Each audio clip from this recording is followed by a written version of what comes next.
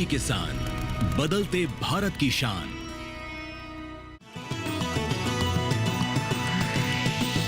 DD किसान, बदलते भारत की शान।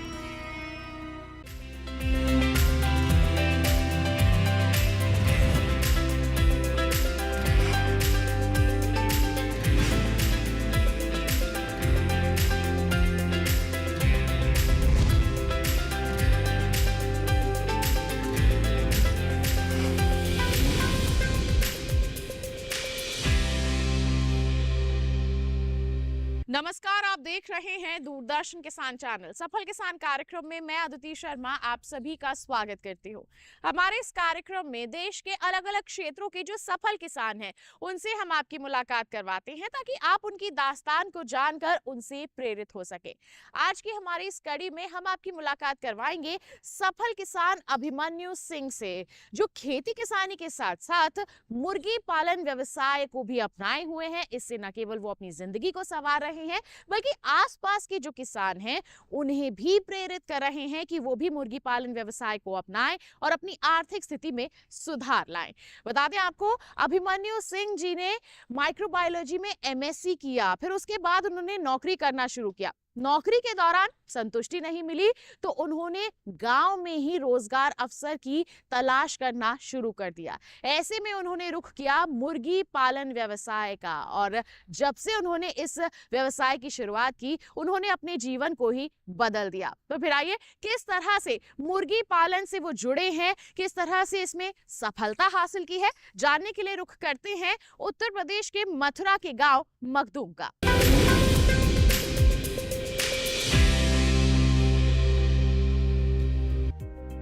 उत्तर प्रदेश का मथुरा जिला भगवान कृष्ण की जन्मस्थली के कारण पूरी दुनिया में विख्यात है। मथुरा रेलवे स्टेशन भारतीय रेलवे का केंद्र बिंदु भी माना जाता है।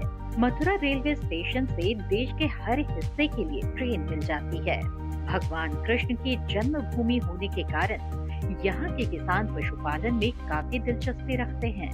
प्राचीन काल से ही मथुरा गाय पालन के लिए मशहूर रहा है, लेकिन आज के दौर में यहाँ के किसान मुर्गी पालन आदि की ओर तेजी से आगे बढ़ रहे हैं।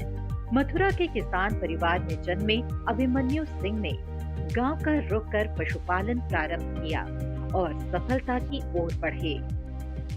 मेरी एजुकेशन एमएससी माइक्रोबायोलॉजी से रही है, लेकिन आज मैं अपनी एजुकेशन को मद्देनजर रखते हुए कृषि क्षेत्र में ही अपना भविष्य आगे बना रहा हूँ।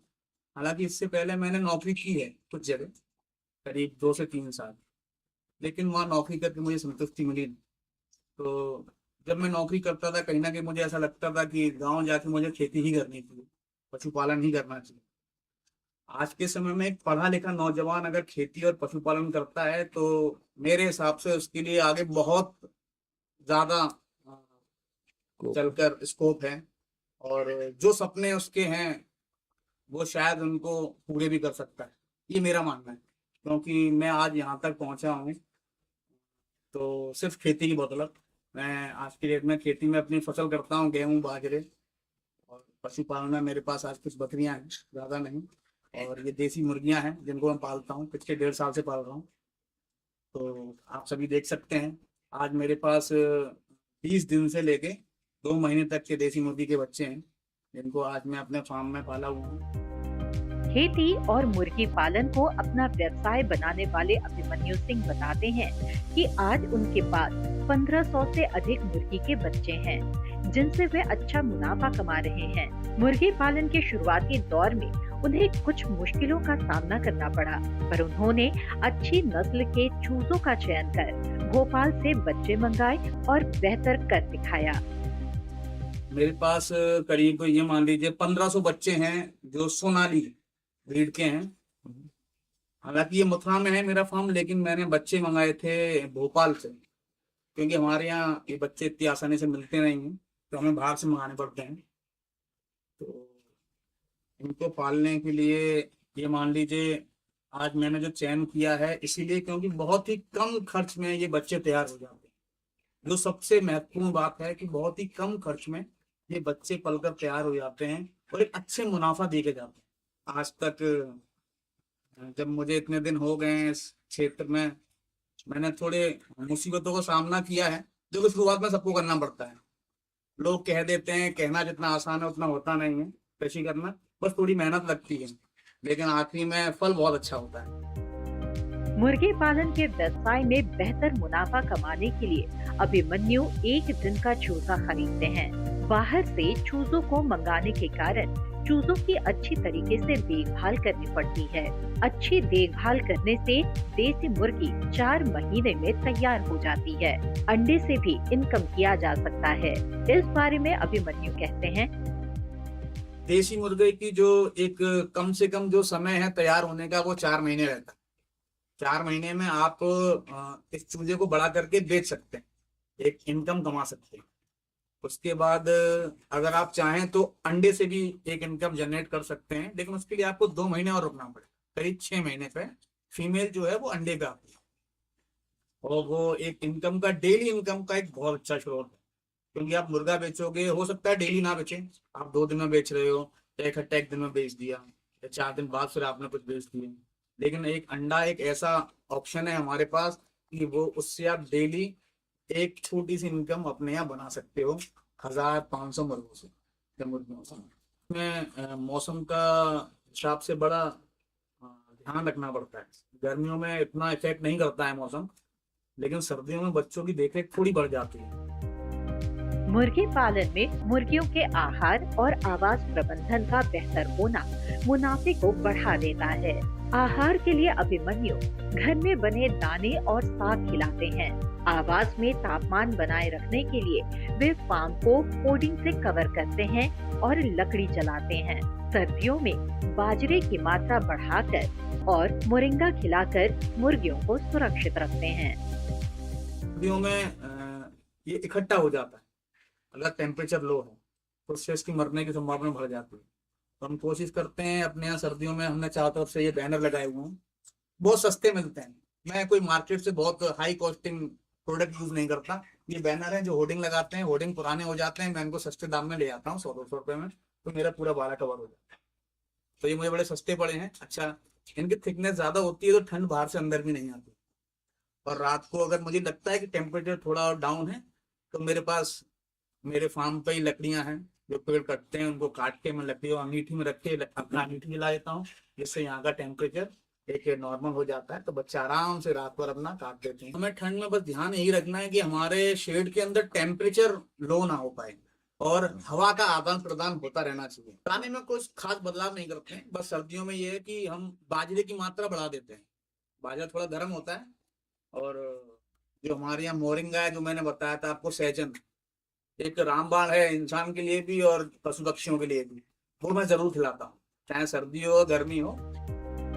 मुर्गी पालन एक ऐसा व्यवसाय है जिसे कम लागत में ही प्रारंभ किया जा सकता है। इसके बेचने के लिए नजदीकी बाजार सबसे अच्छा होता है। एक मुर्गी से 100 रुपए से अधिक की इनकम होती है। अभिमन्यु बताते हैं कि मुर्गी पालन से वे 40 से 50 हजार रुपए महीना कमा लेते हैं।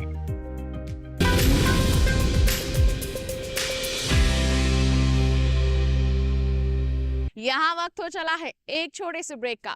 आप कहीं मत जाइए। ब्रेक के बाद हम जानेंगे अभिमन्यु सिंह किस तरह से बकरी और सुअर पालन से भी जुड़े हुए हैं, कैसे इसमें भी सफलता हासिल कर रहे हैं। बने रहिए दूरदर्शन किसान पर, देखते रहिए कार्यक्रम सफल किसान।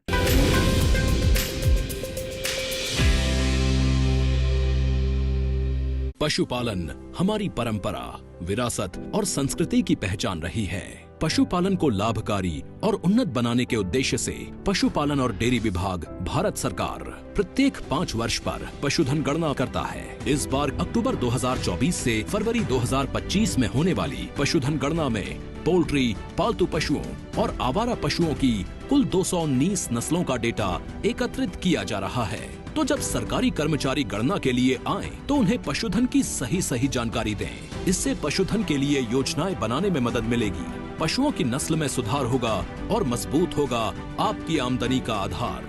आपके सहयोग से भारत बनेगा 5 ट्रिलियन की अर्थव्यवस्था वाला देश। मेरे पशु, मेरी जानकारी, होगी समृद्ध संपदा हमारी।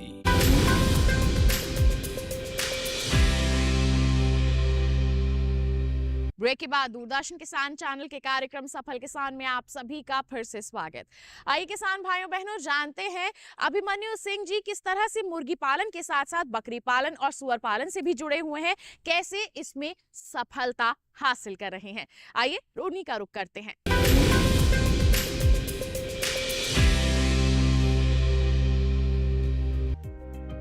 देश की कृषि आधारित अर्थव्यवस्था में पशु बहुत अधिक योगदान दे रहे हैं।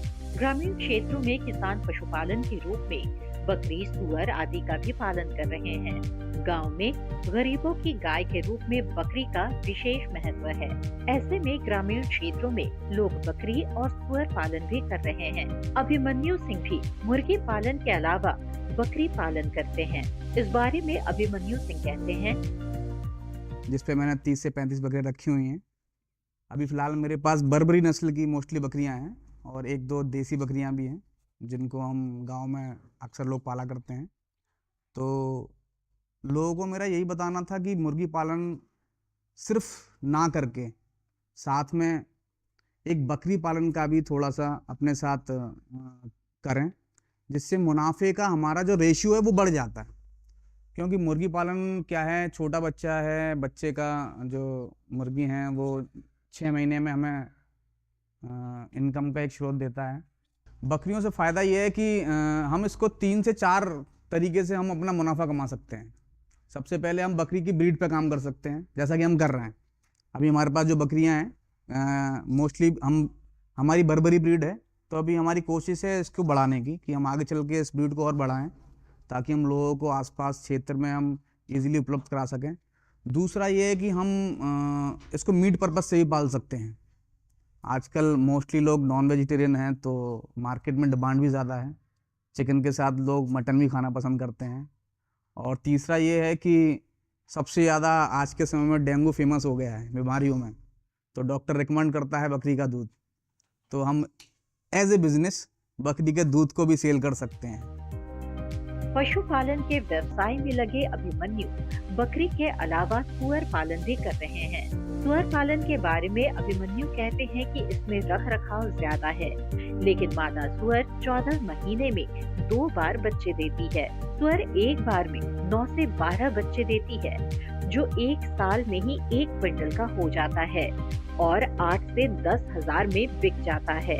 एक सुअर से 5 से 7 हजार रुपए मुनाफा होने की जानकारी देते हुए अभिमन्यु सिंह कहते हैं, सुगर में ये है रख रखाव थोड़ा ज़्यादा है, क्योंकि उसमें क्या है, वो जानवर एक लो इम्यूनिटी एनिमल है, तो हमें थोड़ा सा उसमें प्रिवेंशन रखने पड़ते हैं कि हर किसी को उसके अंदर जाने की अनुमति नहीं है। मैं खुद पर्सनली वहाँ नहीं जाता, हमारे जो भैया हैं जो यहाँ देख रेख करते हैं वही वहाँ पे सब कुछ आना जाना दाना सब कुछ उन्हीं का रहता है। मैं भी बड़ा इस चीज़ का ध्यान रखता हूँ कि मैं उस तरफ ना जाऊँ, क्योंकि मेरी भी कोशिश रहती है कि वहाँ जाने से कोई ऐसा इन्फेक्शन ना हो जो बच्चों को फैल जाए। हम मादा लेके आते हैं प्रेग्नेंट, तो मादा ब्याने के बाद हमारे यहाँ जो सुअर का एक मादा हमारे 9 से 12 बच्चे दे देती है। मिनिमम 9 बच्चा रहता है, मैक्सिमम 12-13 बच्चे वो दे देती है। तो साल में नहीं कहूँगा, 14 महीने में 1 महीने का गैप देके 14 महीने में हमारी फीमेल जो पिग है वो 2 बार बच्चे देती है। तो 1 साल में बच्चा तैयार हो जाता है सेल करने के लिए। पशुपालन के रूप में मुर्गी, बकरी या सुअर का पालन कर रहे अभिमन्यु अपने खेत में हरा चारा, सब्जी, गेहूं उगाते हैं। मल्टी फार्मिंग के कारण उन्हें अच्छा प्रॉफिट होता है। युवाओं को सलाह देते हुए अभिमन्यु सिंह कहते हैं कि युवा खेती के साथ पशुपालन भी करें तो उन्हें बहुत अच्छा मुनाफा होगा। मेरे पीछे आप देख सकते हैं ये हरा चारा लगा हुआ है, जिसको हम बरसी कहते हैं, और मेरे सामने कुछ सब्जियां हैं जो अपने खाने के लिए उगाते हैं अपने फार्म पे ऑर्गेनिक तरीके से। अपने बकरी की और पोल्ट्री का जो खाद होता है वेस्टेज, उनको हम अपनी सब्जी में लगाते हैं। मैं कहूँगा कि आप लोग खेती भी करिए और खेती के साथ साथ पशुपालन ज़रूर करिए। हमारे पास क्या है, कमाई के ऑप्शन बढ़ जाते हैं। भारतीय अर्थव्यवस्था में पशुपालन का बहुत ही महत्वपूर्ण स्थान है। ये उपलब्धि पशुपालन से जुड़े विभिन्न पहलू जैसे मवेशियों की नस्ल, पालन पोषण, स्वास्थ्य एवं आवास प्रबंधन इत्यादि में कृषि वैज्ञानिकों के प्रयासों का परिणाम है। वैज्ञानिकों की सलाह से मुर्गी, बकरी और सुअर पालन कर रहे अभिमन्यु सिंह जैसे पशुपालक दूसरे किसानों के लिए प्रेरणा स्रोत बन रहे हैं।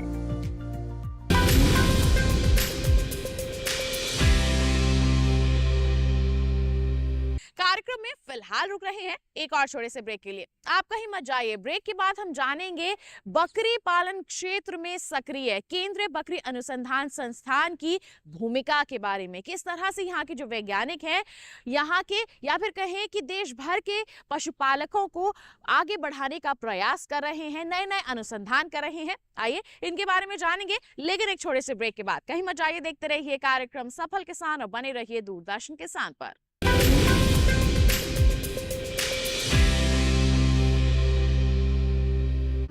फौजी की एक ही सोच, एक ही धर्म, एक ही कर्म। आपका देश, हमारा देश, अपना देश, ये भारत देश। फौजी है, फौजी है। फौजी 2 सोमवार से गुरुवार रात 9 बजे, पुनः प्रसारण सुबह 11:30 बजे डीडी नेशनल पर।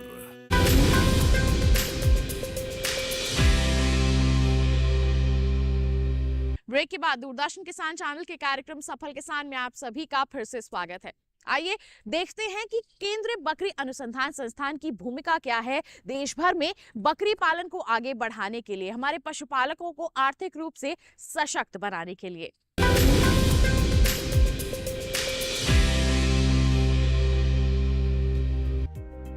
किसानों को बकरी पालन के लिए प्रोत्साहित करने के लिए केंद्रीय बकरी अनुसंधान संस्थान मथुरा के अधिकारी लगातार प्रयास करते हैं।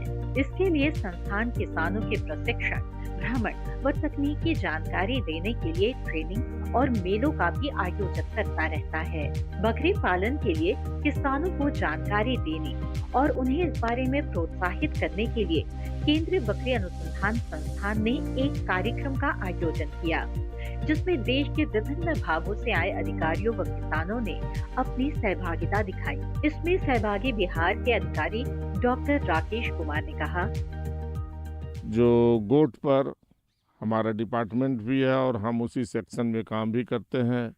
गोट की प्रजातियों को, गोट में उत्पन्न होने वाली बीमारियां, उसमें एआई के बारे में, उसमें डिवार्मिंग के बारे में आगरा में भी एक मीटिंग आयोजन, सेमिनार का आयोजन था, जिसमें सभी साइंटिस्ट आईसीआर के आए थे। हमारी एनिमल हस्बेंड्री कमिश्नर भी आई हुई थी दिल्ली से। सभी ने गोट के विकास पर अच्छा प्रकाश डाला। पशुपालन के व्यवसाय में 70% लागत पशुओं की फीडिंग पर आता है। ऐसे में अगर फीडिंग का कॉस्ट कम होता है तो प्रॉफिट ज्यादा होता है। बकरी पालन में अगर बकरी बाहर से खाकर आती है तो उसे कम आहार की जरूरत होती है। बकरी के दूध से भी अच्छी इनकम हो जाती है। पशुपालन में 70% जो उसका कॉस्ट होता है वो तो फीडिंग में होता है। ये फीडिंग में 3 टाइप का फीडिंग हम करते हैं। पहला वाला हम तो एक्सटेंसिव सिस्टम ऑफ रेयरिंग बोलते हैं। एक्सटेंसिव सिस्टम ऑफ रेयरिंग मतलब जहाँ आपका चारागाह है, उसमें आपको सुबह से अर्ली मॉर्निंग में उसको बेड लेके जाइए या बकरी लेके जाइए और चरा के वापस शाम को लेके आइए और बीच में पानी वगैरह थोड़ा वो दीजिए। इसको बोलते हैं एक्सटेंसिव। ये सबसे कम फीडिंग का ये कॉस्ट इसमें होता है, मतलब सबसे ज़्यादा आपको बेनिफिट इसी से मिलता है क्योंकि आपका जो इनपुट नहीं है। दूसरा सिस्टम है उसको हम सेमी इंटेंसिव सिस्टम बोलते हैं। इसमें क्या है, 3-4 घंटा हम बेड़ों को बाहर या बकरियों को बाहर लेके जाते हैं। शाम को जब वो वापस आते हैं उसको 100 या 150 ग्राम उसको कुछ कॉन्सेंट्रेट, मतलब कुछ गेहूं हो या दाना हो, कुछ फलियाँ उस टाइप का हम देते हैं। ये सेमी इंटेंसिव। और तीसरा जो सिस्टम है वो इंटेंसिव सिस्टम, जैसे मुर्गी पालन करते हैं, ताकि आप बाहर कहीं ना जाने नहीं देते, शेड में इसको बांध के उसको फीडिंग करते हैं। देश में बकरी पालन के बारे में अनुसंधान करने और बकरी पालन के लिए पशुपालकों को प्रोत्साहित करने के लिए केंद्र सरकार ने उत्तर प्रदेश के मथुरा जिले में केंद्रीय बकरी अनुसंधान संस्थान की स्थापना की है। इस संस्थान के निदेशक डॉक्टर मनीष कुमार कहते हैं कि संस्थान पशुपालकों को बकरी पालन के लिए तकनीकी सेवाएं दे रही है।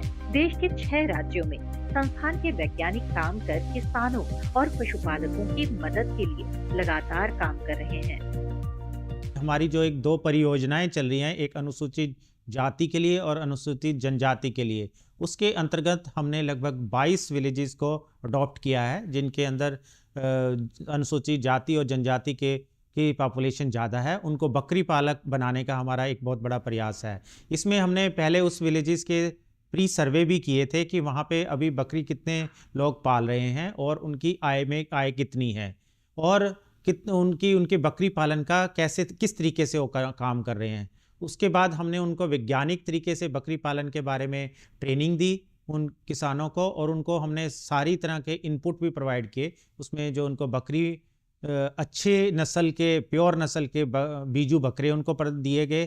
तो उसके बाद उनको फीड, फॉडर और जो उनको मेडिसिन जिस चीज़ की भी ज़रूरत थी हम लोगों ने दिया। तो हमने उसके बाद पाया कि लगभग 1 साल के अंदर ही उनके अंदर बहुत बड़ी एक चेंज हमें मिली, और उनकी जो इनकम है, कई किसानों ने हमें बताया कि उनकी इनकम लगभग 40% तक बढ़ गई है। और हमें उम्मीद है कि जब ये अगले 3 सालों के अंदर जब हम इस गांव में काम कर रहे हैं, हम उनकी इनकम डबल कर देंगे। भारत की अर्थव्यवस्था कृषि और पशुपालन पर निर्भर है। आज के दौर में केंद्रीय बकरी अनुसंधान संस्थान मथुरा के अधिकारी व वैज्ञानिक किसानों को बकरी पालन की ओर प्रेरित करने में सक्रिय हैं। हर किसी का प्रयास है कि बकरी पालन से दुग्ध उत्पादन बेहतर हो और किसानों की आय बढ़े। उत्तर प्रदेश के मथुरा, आगरा सहित समीपवर्ती जिलों में बकरी पालन करने वाले किसानों की दशा सुधारने और दुग्ध उत्पादन को बढ़ाने में केंद्रीय बकरी अनुसंधान संस्थान मथुरा के अधिकारी व वैज्ञानिक सक्रिय हैं। ऐसे में किसान इनकी राय लेकर पशुपालन व्यवसाय को बेहतर बना सकते हैं।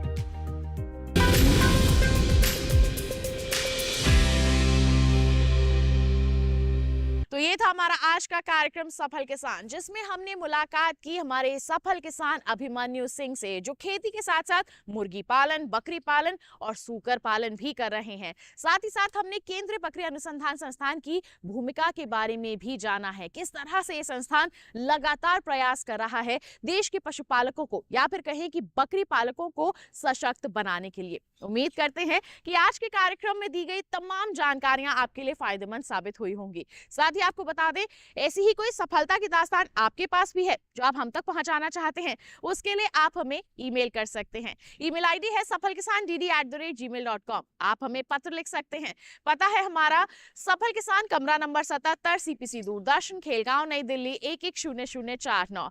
तो किसान भाइयों बहनों, इसी वादे के साथ कि अगले अंक में फिर होंगे हाजिर एक ऐसी ही अनोखी दास्तान लेकर। तब तक के लिए हमें दीजिए इजाजत, लेकिन आप बने रहिए दूरदर्शन किसान पर।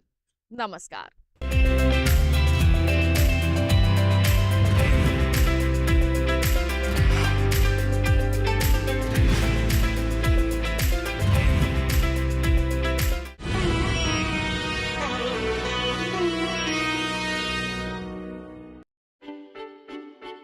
एडमिशन, जॉब, वित्तीय बाजार का ग्राफ, विज्ञान, प्रौद्योगिकी, साइबर क्राइम का मायाजाल, वाइल्ड लाइफ, खेल जगत की उठापटक, फिल्मी दुनिया की हलचल, स्वास्थ्य संबंधी परेशानियां, तमाम उलझन, हम लाए हैं सॉल्यूशन। डीडी मॉर्निंग शो सोमवार से शुक्रवार सुबह 8 बजे डीडी नेशनल पर।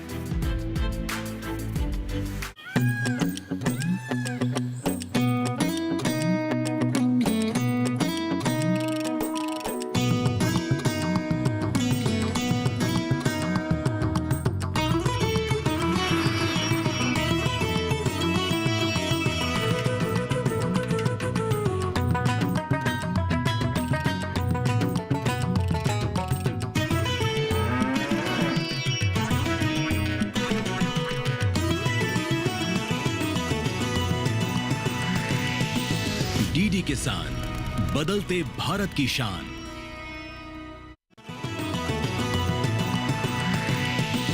डीडी किसान, बदलते भारत की शान।